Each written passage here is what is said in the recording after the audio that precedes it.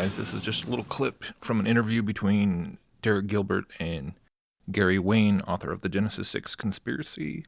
So, real short here. Check it out. With destiny. Hmm. And so everything that they're doing today in terms of world government and getting ready for it, even though it won't happen until the restrainer is removed, they would bring it on sooner than later. The only thing that's preventing them is the restrainer, in my opinion.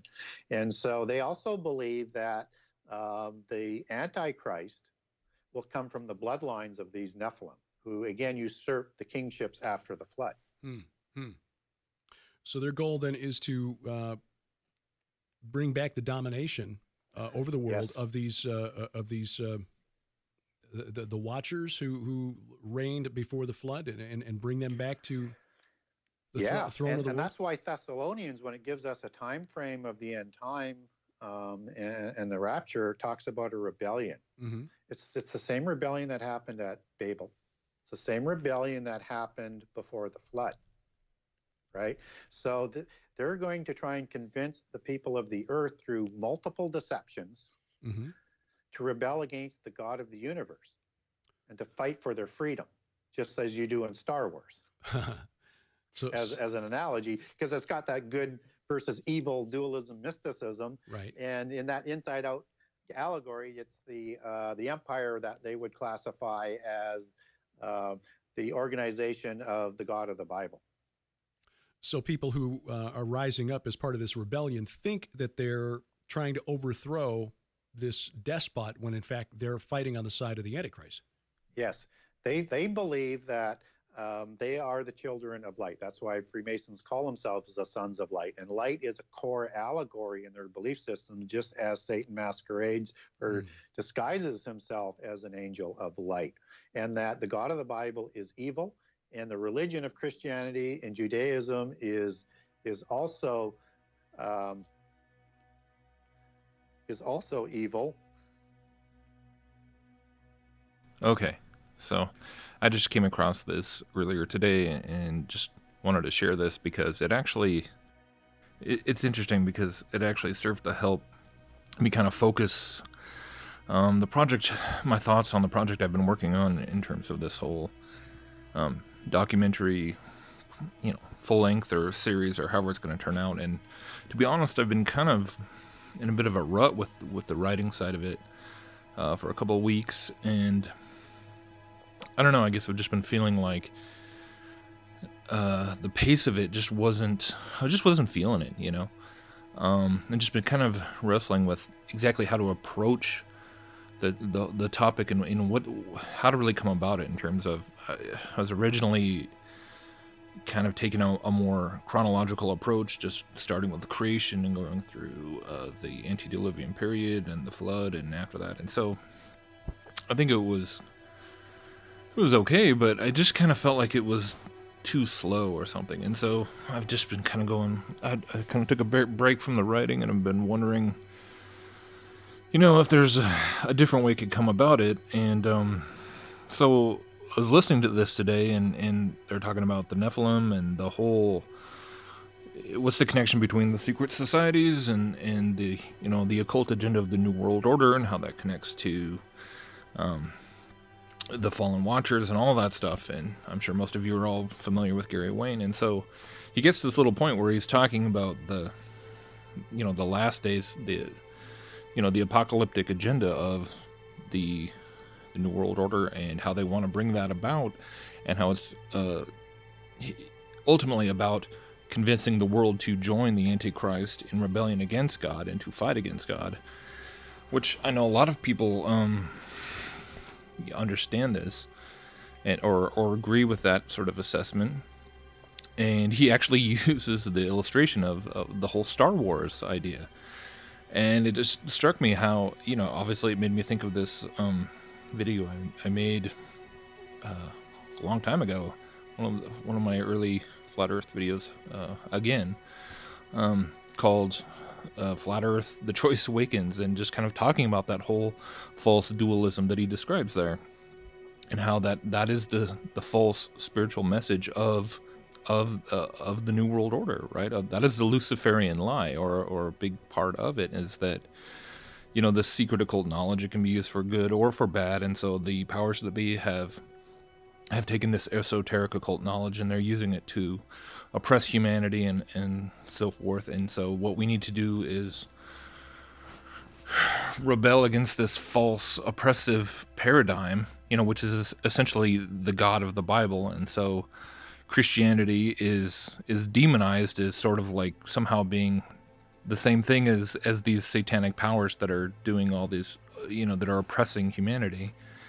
And so God it's the whole demiurge concept. And, that's basically what he describes there too. So this is the same thing that I've been, struggling with trying to explain to people since I started, even making videos, really. And and so I guess this just makes me realize that this is probably just the best way to come about this, rather than thinking that I need to go and sort of start at the beginning. And because at this point, I feel like for anyone who's even going to get the point of what I would want to put together, they're already going to know, they're already going to have some sort of working knowledge of the Nephilim, or have heard about it. And and rather than trying to just lay all this groundwork and just make it kind of, I think I was just trying to take on too much with the whole project. And so instead, to just kind of assume that the viewer is familiar with, at least, okay, most people by now are familiar with the Book of Enoch, or anyone that's going to probably watch this, I think, already understand, kind of have a general idea of Enoch and the Watchers and the Nephilim and all that, whether you agree with it or not. But also too, the whole, I was just looking today, and Chris White's Ancient Aliens Debunked has like 6 million views just on his channel alone. And it's just amazing to me, because you hear, it's like all the pieces are there, like they're like 9/10 of the way there in terms of understanding all this occult agenda and the fallen watchers. But it's just like, so why is the cosmology piece we can rediscover the Book of Enoch, we can rediscover this idea that the sons of God were really the fallen angels, and just like it says, instead of trying to come up with some contrived argument about it being the sons of Seth and all this, we've seen that awakening happening in the last 10 plus years, however many. And then sort of part 2 of that is this cosmology piece, this flat earth awakening, that kind of, to me, it's the other side, it's the other half of the revelation, this last days revelation, in terms of it's all one thing, it's all one revelation. And for whatever reason, it's kind of been parsed out into kind of releases. And there's always going to be the Gnostic, Luciferian spin, just like there is with the Nephilim, and you have like Ancient Aliens. But man, every time I hear something like this, it just brings me back to this like conviction of like, man, you guys, it's like you're so close. How do you not see that? If you understand that Ancient Aliens is just a yarn being spun to try and put this sci-fi twist on all these gods, on the fallen watchers. All of these researchers are able to look at that and see that's exactly what's going on. So why is it so difficult to see that in order to put that sci-fi twist, you had to create this whole sci-fi narrative in the first place? Otherwise, it wouldn't even be there to pull from. You wouldn't have the whole evolutionary paradigm to present these quote-unquote gods as aliens, rather than gods from the sky. And that's the whole purpose of it. It's so simple, and yet it's like we can talk. Even when it's amazing to me. Even when you look at the backdrop of this interview here with Derek Gilbert, he's got a Stargate like circle. He's got the Tower of Babel, and in one corner he's got a little portal in the sky with like lights coming down.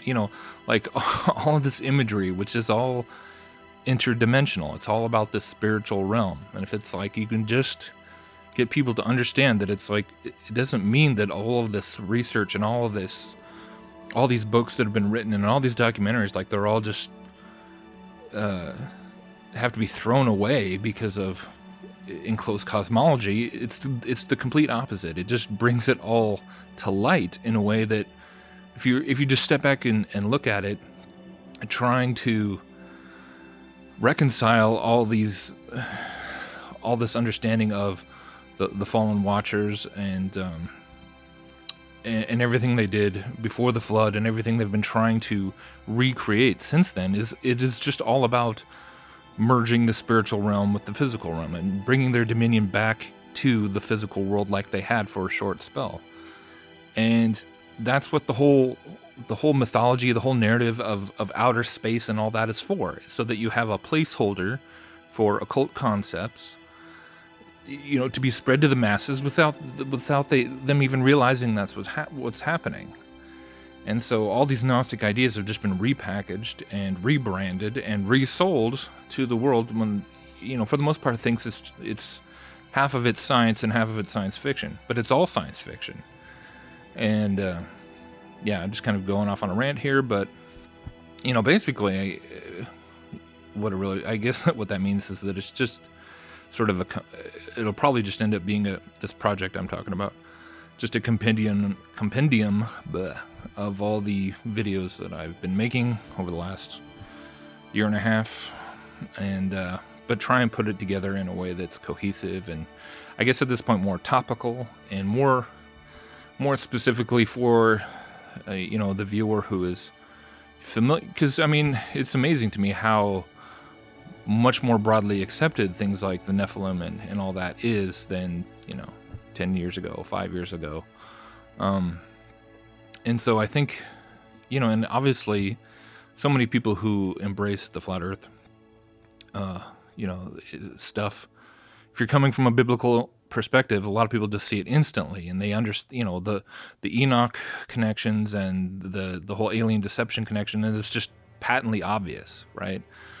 But for a lot of people, it's just not, and I know that a lot of them are probably just going to be stubborn and dig in their heels because they've just decided to come out and mock it at the beginning, and now they've got to double down because they don't want to look like they're contradicting themselves or going back on whatever. But I do think that there are still people that if they can just see like how it makes everything that has come out thus far, it just crystallizes all of this research and all this information together, that it's always been about the spiritual realm, and that when and rather than just kind of pushing the question of like how does the quote the physical realm, when you believe in outer space, how that eventually all somehow overlaps with the spiritual realm, which typical research, we just kind of ignore that fact, but or we just kind of push it way out, so we don't. All enclosed cosmology is just it's really the same ultimate net takeaway. It's just being brought back down to where it's so much closer to your proximity as an individual. It's not just this extremely hypothetical thing that you just don't even bother to think about. It's like every time you go outside and you look up at the sky, you think about it. So it doesn't really change the ramifications. It just makes it that much more pressing, and just makes everything more real. It just makes the Bible more real. It makes the times that we're living in more real. And I think that's the point, and that's why it's important. So anyways, just wanted to share that. I'm going to shut up. All right, bye.